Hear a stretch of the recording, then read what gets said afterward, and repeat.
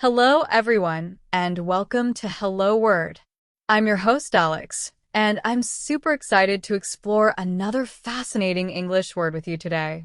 Our word of the day is category, a B1 level noun meaning a group of similar things. So, what exactly is a category? Well, think of it as a way to organize items. If you have a bunch of different kinds of fruit, you might sort them into the categories of apples, bananas, and oranges. That's a basic example. Now, let's explore some synonyms for category. One good synonym is classification. For example, we could say, the books in the library are arranged by classification, such as fiction and nonfiction.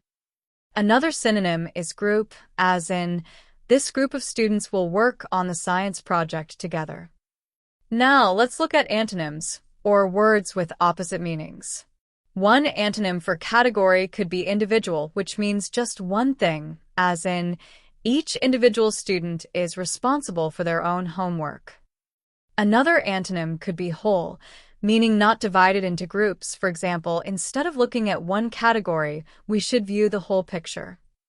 In everyday life, you might hear people say things like, that shirt belongs in the casual wear category, or what category does this fall under? When organizing things. It's a really common term for grouping. Here are some more usage examples. These items fit into the category of electronics. She listed her expenses by category in her budget. What category of movies do you enjoy the most? These examples showcase how category is used in different contexts. To sum it all up, category refers to a group of similar things, and we use it to organize information, objects, or even ideas. It's a word you'll hear frequently, and knowing its meaning and usage will definitely boost your English language skills. I hope you've enjoyed learning about category with me today. Thank you for tuning into Hello Word. If you enjoy our podcast, please subscribe and leave a review. Your support helps others find our show. And before you go, I encourage you to create your own sentence using the word category and share it in the comments below this video.